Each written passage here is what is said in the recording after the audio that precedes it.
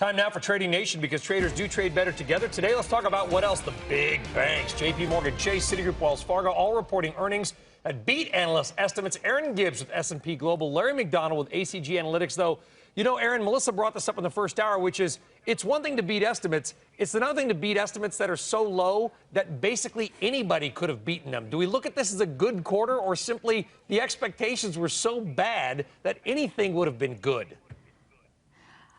The expectations were low, don't get me wrong, and they're still expecting about a 2.5% contraction.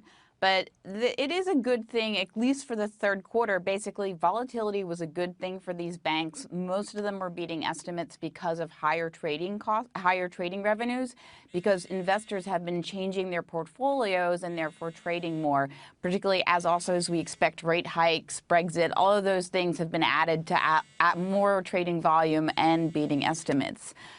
Look, this could continue. If we keep seeing volatility, if we keep seeing rate hikes, if we keep seeing investors changing their portfolios, it could get better. Estimates are expected to be higher for next quarter. We're looking for 5.5% growth, no contractions for fourth quarter, and even 8% growth for 2017. So they are going to have some higher hurdles going forward. Larry McDonald, your take on so far, because there's more to come, the bank's earnings and their guidance going forward. Well, first and foremost, Brian, when you look at the financials, you've got banks in Japan that are trading at 0.3 to 0.4 times book, banks in Europe at 0.6 to 0.7 times book, and banks in the U.S. are at 1.1 times book. So the U.S. banks are the most expensive banks on the planet Earth.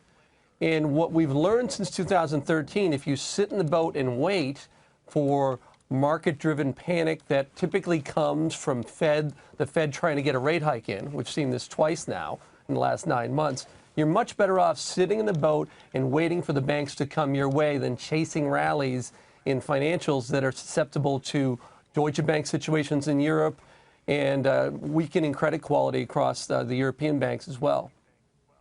Larry McDonald and Erin Gibbs, thank you. We'll have you back on, I'm sure, because more big bank earnings to come. Thank you both. For more Trading Nation, head to our website, tradingnation.cnbc.com.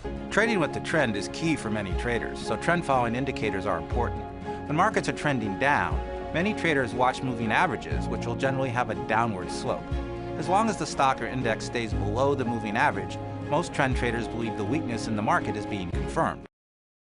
Hey CNBC fans, thanks for checking out our YouTube channel. Here you're going to find videos packed with all of the information that you need to be smarter about your finances. You can subscribe by clicking right here and click on all the videos around me or the eye right here to watch the latest from CNBC. Thanks for watching.